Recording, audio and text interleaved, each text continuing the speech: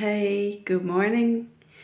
I just wanted to make a little video today, having crossed a big milestone of having facilitated 300 journeys at a New Day retreat since we launched in January 2024. It's been a big journey for me, and it's been challenging and rewarding. And I just wanted to take stock a little bit, reflect, sit down and think about what an immense journey it's been and how grateful I am for being where I am now. And I wanted to also think a little bit about what I've learned over the years. And I took some notes because you learn a thing or two when you've facilitated that many journeys and held space for so many people who come in for so many different reasons. So yeah, one thing I've definitely learned is that every person who comes in comes for their own very unique reasons at a different, like a specific point in their life. If they come 6 months earlier or 6 months later, the issues might have been different, and they come in just when they're ready, usually. And a lot of people have researched this for years and finally make the decision to look for a place, and they then find a New Day retreats and come to me and trust me, which is such an honor and a privilege. So each person comes with their own unique needs and wants and wishes and dreams. And on top of that, each journey is its own universe. So if a person comes for 2 ceremonies, for example, the 2 ceremonies are usually very, very different and complement each other in a very beautiful way. So I've also learned that it's a very unique type of work that I do. For example, when you go to see a talking therapist, you weekly or however often you go, you build rapport. You get to know each other over a period of time, and you go deeper and deeper into your issues, and you gain trust with your therapist, and the therapist with the person who's doing therapy. But when a person comes here, it can be very intense, because we've never met each other before, and a lot of people have never experienced anything like this before, and there can be a lot of trepidation, there can be worry and anxiety, but also excitement and curiosity, and building rapport so quickly and establishing trust for you to be able to dive in deep requires me to be very grounded. Every time someone walks through the doors, I need to be grounded. I need to make sure that you know you're safe and you feel that you're safe. And it's that comes quite naturally to me, but it's really been a learning curve to find the balance between making sure you feel safe and you trust that you can go in deep, and also allowing you to just be free and allowing you to do and process whatever you need to process when you do a journey.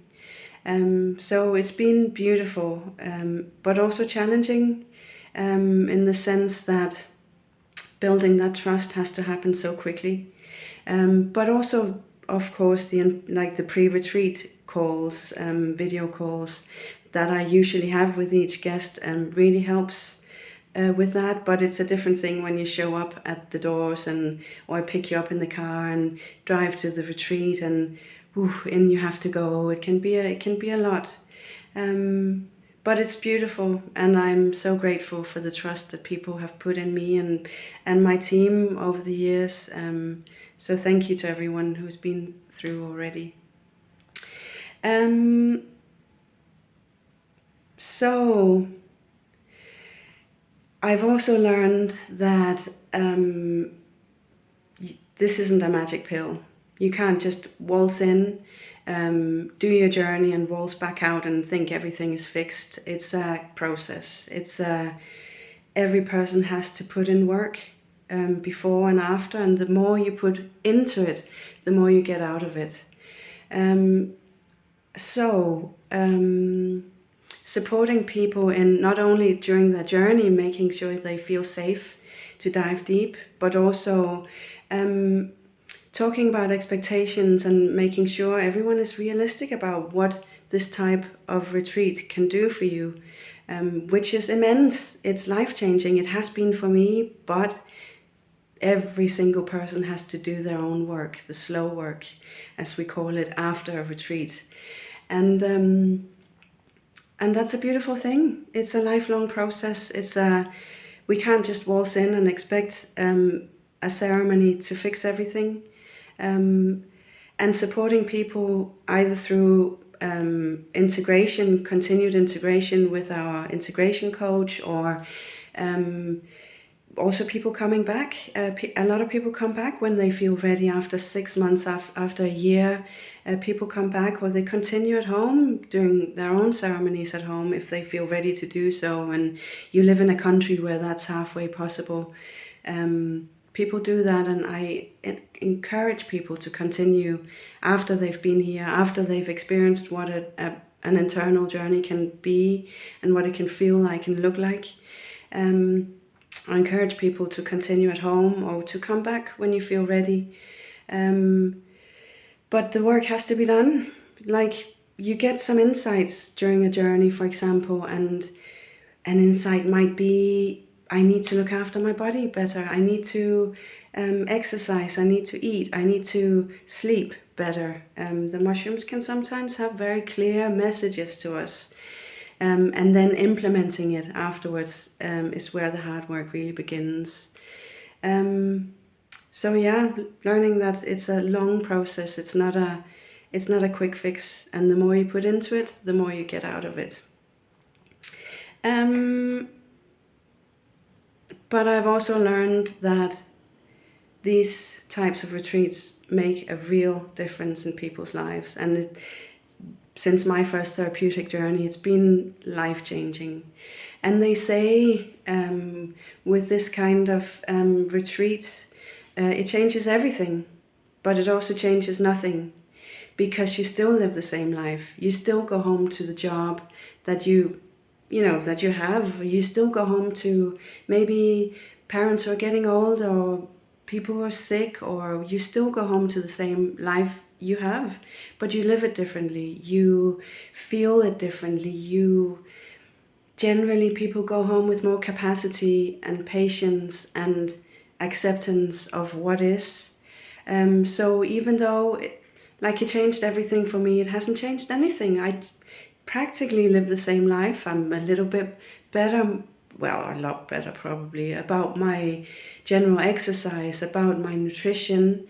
I've become aware of what I really needed to change in my life, and implementing those changes is easier once you have a really deep experience, and the ceremony shows you really start to need to make some changes.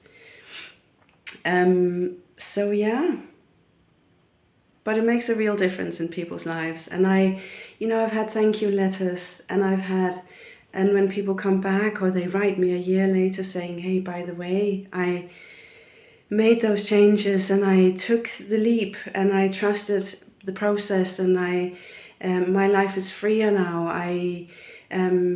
Yes, my parents are still unwell, but I have the strength, and I have an inner core that's changed. I feel a huge shift that makes me capable of dealing with it on a different level than I used to. So I know from personal experience, but also from the people who've come through the gates of a New Day retreats, who say thank you and who say, hey, it's been a real life game changer for me. So it's lovely. It's amazing. I'm losing my words. It's so rewarding to see it's not just me, and it's not just the literature. We've got all these the Netflix documentaries where people's lives are changed, which is fairly abstract, and we don't know these people, but I am so grateful for the thank you letters and the text message a year later saying Thank you. So it can change people's lives, but they have, like, the people who have the biggest change also have put the most effort into it after, to integrate the changes into their lives that they've needed to make, to get to a new place, to get a new trajectory, to change the things that made their lives difficult before, or just accept what is when you can't change it. But it changes people's lives, and I am so grateful and in awe still of each journey people take at a New Day retreats. So I'm still in total awe of it all, and I live with such gratitude, even though it's tough. Like the journeys can be such peak experiences, up and down, really experiencing the grief or the pain that you have to process, but also the highs of how in love you are with your partner, or you miss your children, or you're grateful for just having 2 legs and 2 arms. Like the peak of it all can be a lot to hold. And when people come in also, there's this, like, a lot of trepidation, and just this weekend. So one of the big mantras when you go into a journey is trust the process. As if you trust the process, you're going to be okay. It's when you stop trusting the process that things can start to spiral into a dark place, and you get really nervous or scared, or that something heavy comes in and you don't feel ready to deal with it, and you don't trust the process. And that's where I come in, and my team as well, my co-facilitators in groups. That's where we step in, and we trust the process so deeply. I trust the process. 300 journeys facilitating has taught me to trust the process. Every person does it so differently, and it's magnificent to see. It's magnificent to witness how differently each person does it, and how each person does 2 different journeys so differently. And that's why we're here. We're here to trust the process when you forget to trust it, or when you haven't had an experience like this before. How can you trust the process until you've been through it? So yeah, we trust the process deeply.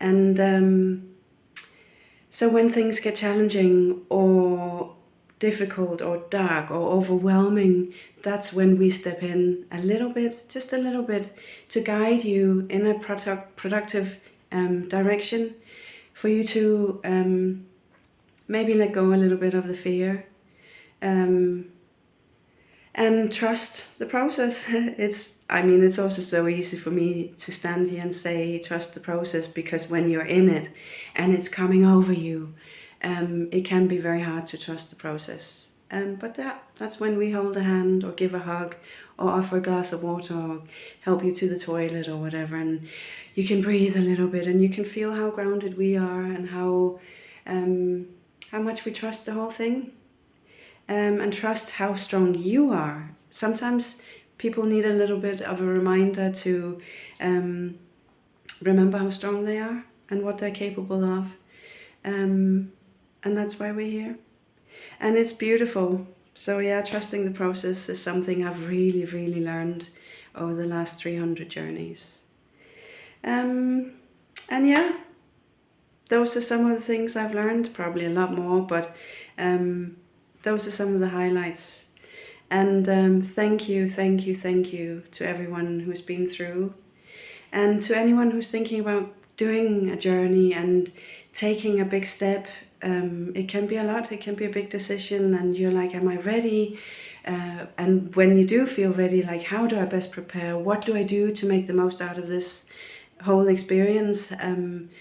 How do I get real change into my life and into my issues like depression or anxiety or whatever it is, like? And that's why we're here, also to help figure out what's right for you, and to move forward in a way that will be the best way forward for you. So feel free to reach out, and I look forward to the next 300 journeys.